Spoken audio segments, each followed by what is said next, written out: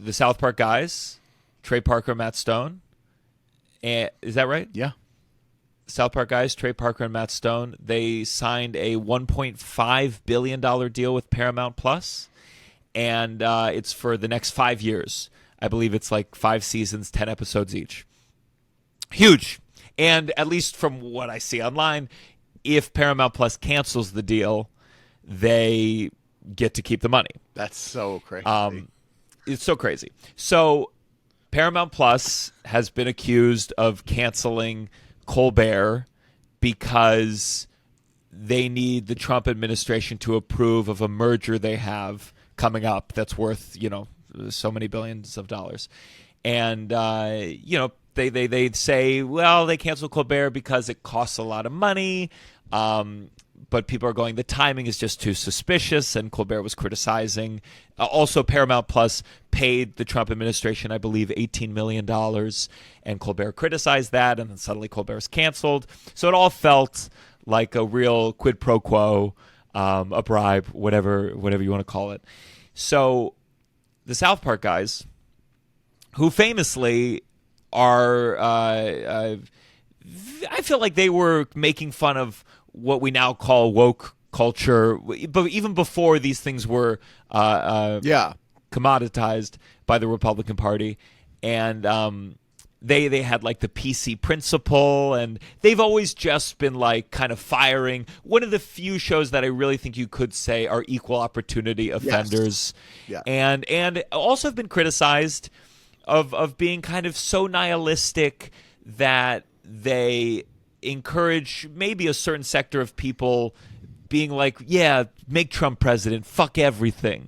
Like I think I grew up on South Park in a big way. Was it a big part of your childhood? It was a little bit. I mean, I remember when it started. It was a little bit, but I never, me in animation, I never fully connect to it. Yeah. So for me, it was like my first stepmom, when she was still dating my dad, because surprised she was younger. She was like, when South Park first started, one of the things that existed, this is like pre-YouTube, of course, is they made a animation of Jesus wrestling Santa Claus. And it was like, it was, this is back then. That was the most subversive thing in the world. And the way it spread is people had VHS tapes of it. Oh, wow. And so it was like my dad's girlfriend told me about this cool, edgy cartoon. And it was so cool. Yeah. South Park was just so fun.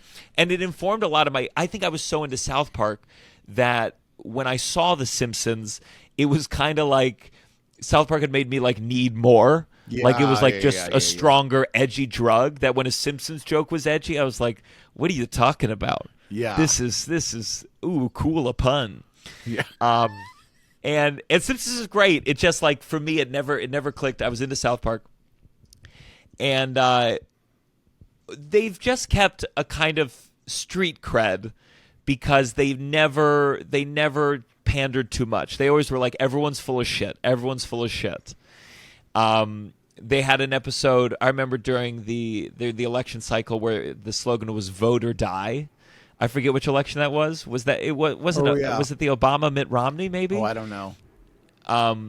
But they were like, it was basically one of the kids didn't want to vote, and the options were, could you look it up, Paige? It was like either a shit sandwich or a 2004. Oh, 2004. Oh, so this was John Kerry and Bush. John Kerry and Bush. Yeah. And they had an episode of like where they had to vote for the next school mascot, and the options were, can you look it up, Paige? A shit sandwich or a turd burger or something. And it was just always, they just established that they're not out here to talk anyone up. Yeah. And it was a giant douche and a turd sandwich. A giant douche or a turd sandwich. Mm-hmm. And so it was. So basically, they. I've tuned in here and there. I really want to kind of go back and watch all the episodes now, but they're dealing with the Trump presidency as they made Mr. Garrison became president as opposed to talking about Trump directly. Like every comedy people, they reacted in their own way. How do we deal with this constant source of news? And for them, they made Mr. Garrison the Trump-like guy. So they basically released their first episode of this new deal, and it was all about Trump. It was, and they even addressed, they visited Mr. Garrison, and he was like, "Oh, I'm not in politics anymore." And now it is Trump. It is his face. He's sleeping with Satan, which is a callback to when Saddam Hussein was Satan's guy. And they just go. It opens with like Cartman goes to turn on the radio, and it's all static, and it's because NPR is no longer playing. And what they do, and this is why I think South Park is so good, it's like why Cartman as a vehicle is so good, is Cartman is like, oh, NPR was the funniest show. It was like gay people complaining, I'm losing my rights, and that's the framing of it. I mean, it's so perfect for this moment. So they go on where it's about Trump, and he's defunding all these things, and they're bringing Jesus back into the school, and the PC principal is now the like something Christian principal, and Cartman is having this crisis where he goes like, they woke is dead, now I don't have anything to make fun of anymore. But the beauty of it is you know, a lot of conservatives love to point to South Park as like, this is what real funny is. And a lot of times they'll point towards funny Cartman bits and go, see how funny they are, even though the episode ultimately concludes in Cartman like, you know, he's not who you want to be. Yeah, they're not like, it's not like a this is who you want to be or this is good, you know. Yeah, but they still revel in the humor of what Cartman is, and the bottom line is Trump like sues the town because they're not falling in line, and the town is going to pay him $3.5 million or whatever. But they basically now Trump says you have to make ads, you have to make pro-Trump ads or whatever. So then the episode ends, and again, one more time, 1.5. Can you check my math on that page? Is it 1.5? $1 trillion billion. Oh, trillion. Can you imagine trillion? Oh my God. They own the United States. It ends with them being like, it's now the South Park house. Yeah. And they run the world. So again, this is the episode that Paramount Plus has to put on their platform unless they want to cancel the deal. It ends in a AI generated ad for Donald Trump where it's him going across the desert. It's so hot. He takes off his shirt. He takes off his pants. He takes off his underwear. They've also referred to him having a small penis this whole episode. Yeah. And then he falls in the sand, and then his penis comes up right under the screen. Go watch it. But his penis comes up under the screen, and there's a face, and it's like, this ad is approved by me, Donald Trump. And it's just what I always feel about a lot of comedy is that when you make it so partisan for so long, no one that you want tuning in to John Oliver is tuning in anymore. It's very hard to have that moment where, oh, you're getting people to watch something they don't agree with. Yeah. And the more partisan you make something, the less and less you get anyone in there who might actually be rankled by what you're putting up. Yeah.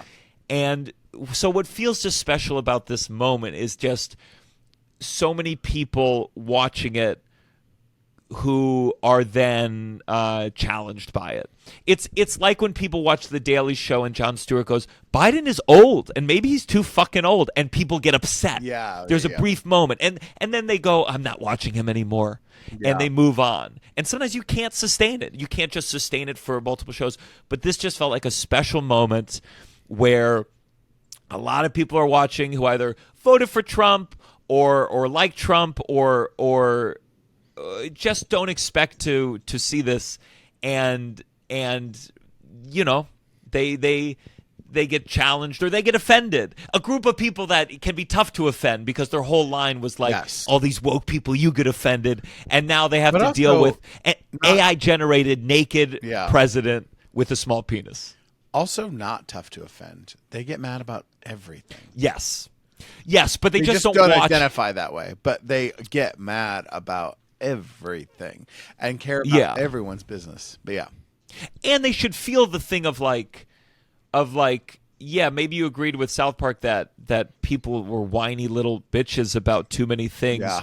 But you go, oh yeah, the guys that I like think that this shit sucks. Yeah. TV networks paying the president millions of dollars fucking sucks. Yeah. And everyone being scared and everyone being a fucking coward towards this guy who's going to be alive for 3 more seconds fucking sucks. From your mouth. From my mouth. Hulk Hogan. There's been a lot of them dropping. Hulk Hogan, Ozzy. Yeah. And you got to wonder. Did they get the booster? Oh, yeah. You're right. Yeah. That is what I've been thinking.